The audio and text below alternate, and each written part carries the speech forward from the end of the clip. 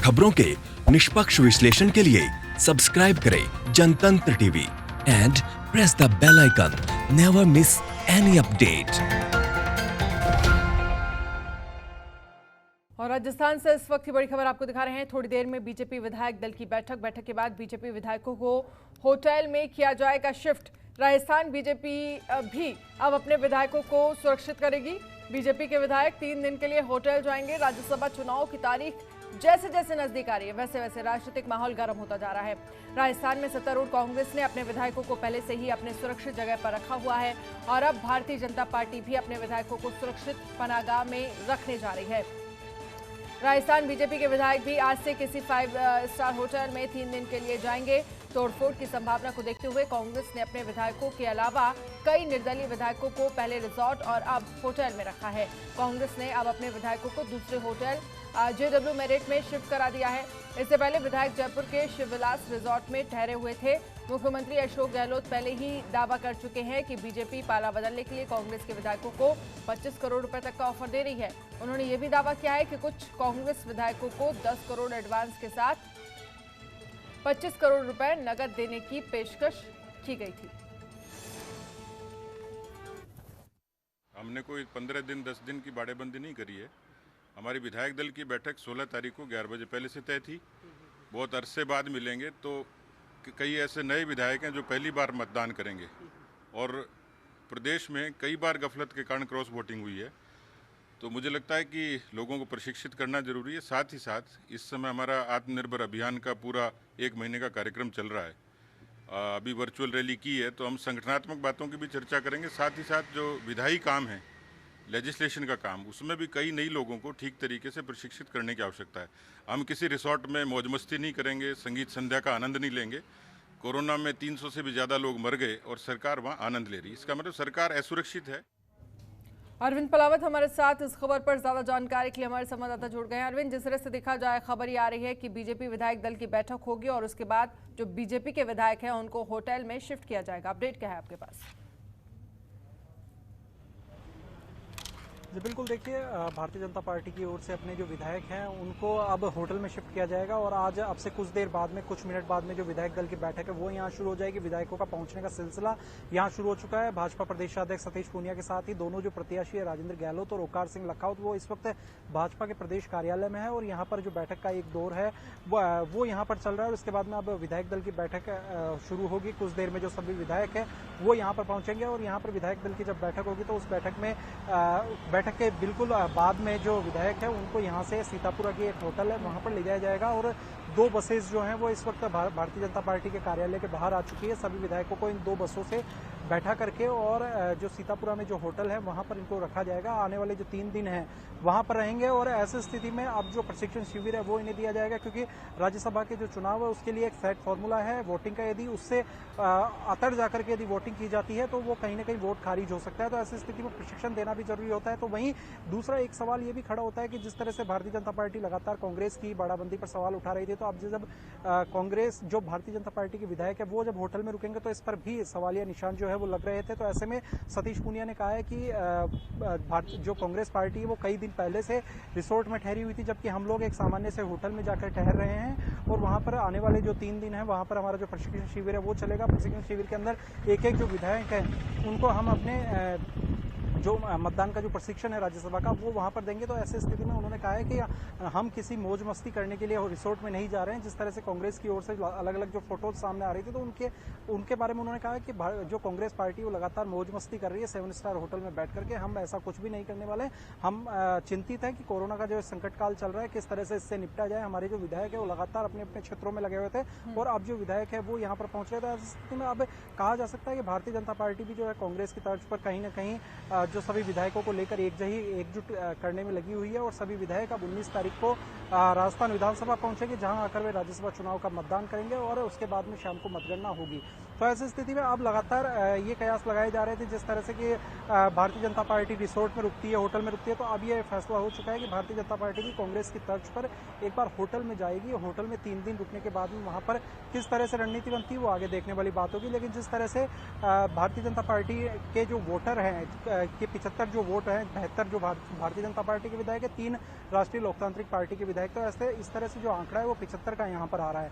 तो भारतीय जनता पार्टी ने पहली प्रायोरिटी राजेंद्र गहलोत को दी है, जो पार्टी की ओर से अधिकृत प्रत्याशी थे, आला कमान की ओर से तय किए गए थे, उनको फर्स्ट प्रायोरिटी दी जाएगी। ऐसे में 51 वोट जो हैं वो यहाँ पर पहली प्रायोरिटी में राजेंद्र गहलोत को मिलेंगे और उसके बाद में जो स्पेयर में जो 24 वोट होंगे वो सेकंड प्रायोरिटी पर दिए जाएंगे ओंकार सिंह लखावत को। तो ऐसी स्थिति में कहा जा सकता है कि ओंकार सिंह लखावत को 24 वोट यदि मिलते हैं तो उसके बाद भी जीत के लिए 27 वोट की ओर दरकार होगी, जो अपने आप में एक बड़ी चीज है कि किस तरह से जोड़तोड़ यहाँ पर हो पाती है। और ओंकार सिंह लखावत ने खुद भी अभी यहाँ पर प्रदेश कार्यालय में कहा कि उन्होंने किसी भी विधायक से अभी तक संपर्क नहीं किया है, क्योंकि और वहीं पर जो नेता प्रतिपक्ष है उनका कहना है कि किसी भी विधायक से संपर्क करना कोई गलत बात नहीं है, क्योंकि विधानसभा जो राज्यसभा चुनाव के लिए जो सभी विधायक है वो वोटर हैं और वोटर से वोट की अपील की जा सकती है और हम जो है वो अपील कर सकते हैं। तो ऐसी स्थिति में अब जो लगातार कयास लगाए जा रहे थे किस तरह से चुनाव होंगे, कितने लोग विधायकों के कौन विधायक किसके समर्थन में आएंगे, तो उस पर लगभग जो स्थिति है वो आज यहाँ पर क्लियर हो जाएगी, क्योंकि 75 के आसपास जो विधायक है वो भारतीय जनता पार्टी के पक्ष में होंगे, जिसमें 72 विधायक भारतीय जनता पार्टी के और 3 विधायक राष्ट्रीय लोकतांत्रिक पार्टी के होंगे,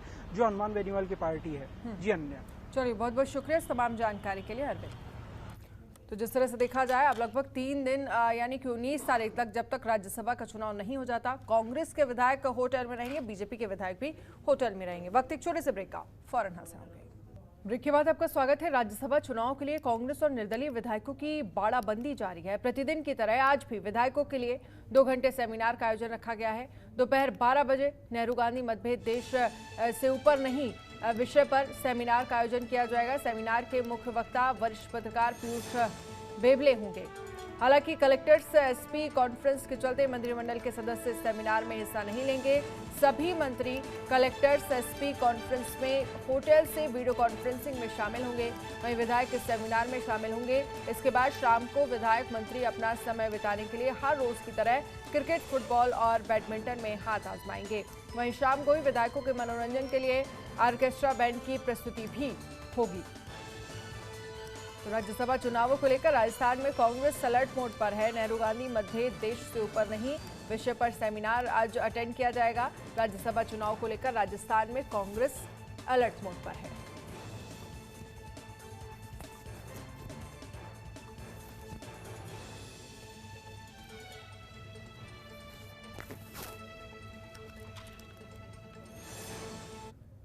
राजस्थान में वैश्विक महामारी कोरोना संक्रमण की रोकथाम के लिए लागू राजस्थान एपिडेमिक अध्यादेश के तहत अब तक 95,000 व्यक्तियों का चालान कर 1,73 लाख रुपए से ज्यादा का जुर्माना वसूल किया गया है। इसमें सार्वजनिक स्थलों पर मास्क नहीं लगाने वाले, 50,000 से ज्यादा बिना मास्क पहने सामान बेचने वाले, 6,000 से ज्यादा सार्वजनिक स्थलों पर थूकने वाले और 360 से ज्यादा सोशल डिस्टेंसिंग का पालन नहीं करने वाले 38,000 से ज्यादा व्यक्तियों के चालान किए गए हैं। साथ ही सार्वजनिक स्थलों पर शराब का सेवन करते पाए गए 130 से ज्यादा व्यक्तियों और सार्वजनिक स्थलों पर गुटखा, तंबाकू का सेवन करते पाए 200 से ज्यादा व्यक्तियों के खिलाफ कार्रवाई की गई है।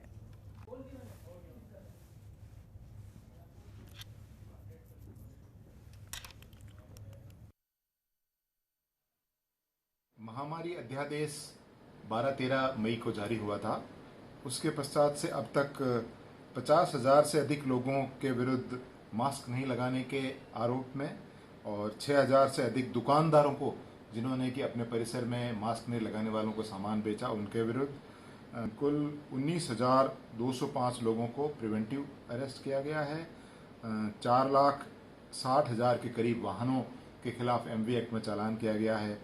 1,43,000 वाहनों को जब्त किया गया है और 8.25 करोड़ रुपए का जुर्माना इन वाहन स्वामियों से वसूल किया गया है और 38,000 से अधिक physical distance, social distance norm है 2 गज का, उसको फॉलो नहीं करने वाले, इस तरह से कुल 95,000 लोगों के विरुद्ध कार्रवाई की गई है, जिनमें 1 करोड़ और 73 लाख रुपए का जुर्माना वसूल किया गया।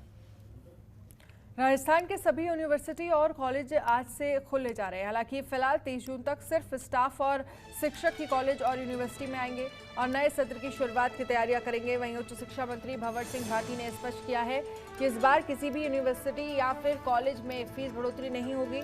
इस संबंध में उच्च शिक्षा विभाग की ओर से आज आदेश जारी कर दिए जाएंगे। कोरोना महामारी की परिस्थितियों को देखते हुए उच्च शिक्षा मंत्री भंवर सिंह भाटी ने इस संबंध में विभाग को निर्देशित किया है। अगर इन निर्देशों का कोई भी कॉलेज और विश्वविद्यालय यदि उल्लंघन करता हुआ पाया जाता है तो उसके खिलाफ सख्त कार्रवाई अमल में लाई जाएगी। इसको लेकर भी सख्त निर्देश जारी कर दिए गए हैं। इसके अलावा कॉलेजों में एडमिशन को लेकर भी निर्देश दिए गए हैं। कॉलेजों में 16 जून से एडमिशन की प्रक्रिया शुरू हो जाएगी।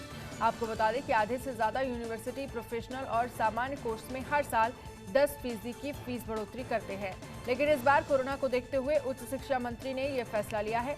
हालांकि देखना यह होगा कि निजी संस्थान इस आदेश को मानते हैं या नहीं। वहीं उच्च शिक्षा मंत्री की अध्यक्षता में बनी एक कमेटी ने अम्बेडकर लॉ यूनिवर्सिटी के लिए भी जगह देखी है। ये यूनिवर्सिटी जमवारामगढ़ के पास स्थित एक गांव में शुरू की जाएगी।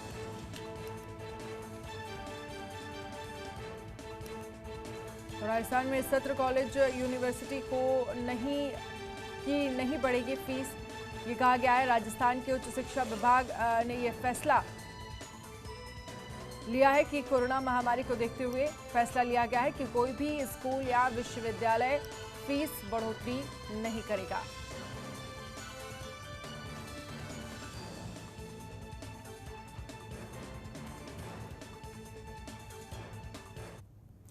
State directorate of revenue intelligence विभाग एसडीआरआई ने राजस्थान की सबसे बड़ी रॉयल्टी चोरी का खुलासा किया है। एसडीआरआई की जांच में राज्य की सबसे बड़ी खनन कंपनी हिंदुस्तान जिंक लिमिटेड में 2500 करोड़ रुपए की रॉयल्टी चोरी सामने आई है। एसडीआरआई की जांच के बाद खनन विभाग ने हिंदुस्तान जिंक लिमिटेड कंपनी को 2500 करोड़ रुपए रॉयल्टी वसूली का नोटिस थमा दिया है।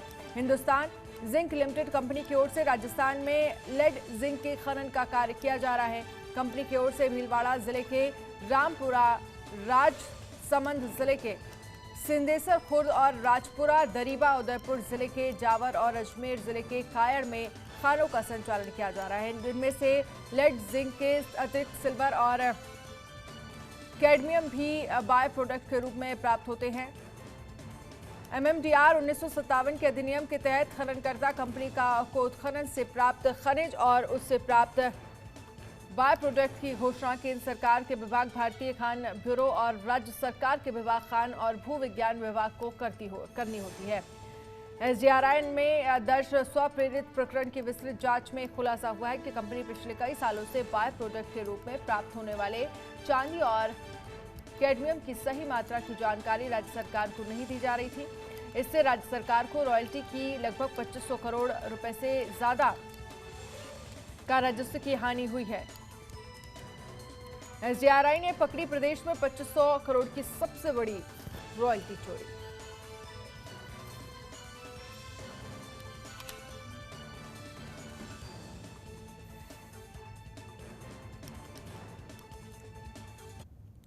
राजस्थान में धौलपुर जिले में चलाए जा रहे दस्यु उन्मूलन मुक्त अभियान के तहत पुलिस ने कुख्यात इनामी डकैत केशव गुर्जर की मदद करने के आरोप में उसके 2 भाइयों को गिरफ्तार किया है। पुलिस के आधिकारिक सूत्रों ने बताया कि गुप्त सूचना मिलने के बाद केशव गुर्जर के भाई मुकेश और गब्बर गुर्जर को बसई डांग थाना क्षेत्र में कारतूस और अन्य खाद्य सामग्री ले जाते हुए अमोलपुरा कुआखेड़ा के जंगलों में गिरफ्तार किया है। पकड़े गए बदमाशों से डकैत केशव गुर्जर के ठिकानों और अन्य साथियों के संबंध में गहनता से पूछताछ की जा रही है। आपको बता दें कि दस्यु उन्मूलन मुक्त अभियान के दौरान पुलिस पिछले 3 महीने के दौरान 3 दर्जन से ज्यादा नामी कुख्यात डकैतों को गिरफ्तार कर जेल भेज चुकी है। धौलपुर पुलिस को बड़ी कामयाबी मिली है। कुख्यात इनामी डकैत केशव गुर्जर के 2 भाई गिरफ्तार किए गए हैं। बाड़ी सदर थाना पुलिस को एक सफलता मिली है। दस्यु केशव गिरोह जो कि डांग क्षेत्र में सक्रिय है, उसके 2 साथी सदस्य जो कि स्वयं के दस्यु केशव के भाई भी हैं, उनको गिरफ्तार करने में पुलिस सफल हुई है।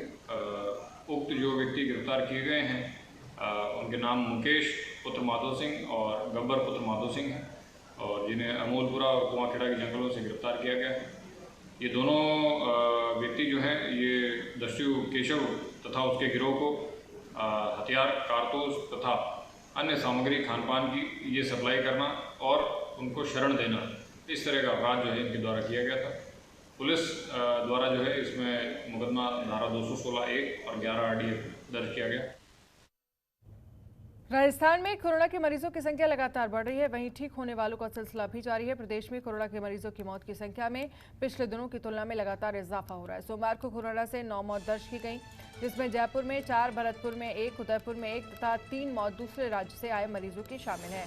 इसी के साथ प्रदेश में मौत का आंकड़ा 300 को पार कर गया है। वहीं सोमवार को कोरोना के 287 नए पॉजिटिव मरीज सामने आए हैं, जिसके बाद राजस्थान में कोरोना के 13,096 मामले हो गए हैं। सबसे ज्यादा मरीज पाली, जयपुर, धौलपुर और अलवर में आए हैं। वहीं 277 कोरोना मरीजों को अस्पताल से छुट्टी मिली है। 24 घंटे में कोरोना के 287 नए पॉजिटिव मरीज सामने आए। राजस्थान में कोरोना के 13,096 मामले, पाली में सबसे ज्यादा 46 और जयपुर में 41 संक्रमित मामले मिले हैं। बीते दिन कोरोना से 9 मौत दर्ज की गई है।